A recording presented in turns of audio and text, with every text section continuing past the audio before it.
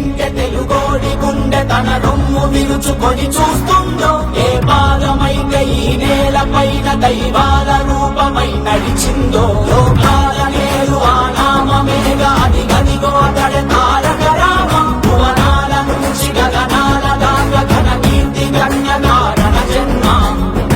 ఎంత పుణ్యం చేసుకుందో వెండి తెర నిను కనగా, ఎంత కీర్తి పొందెనేమో పాత్రలే నీ కలతో.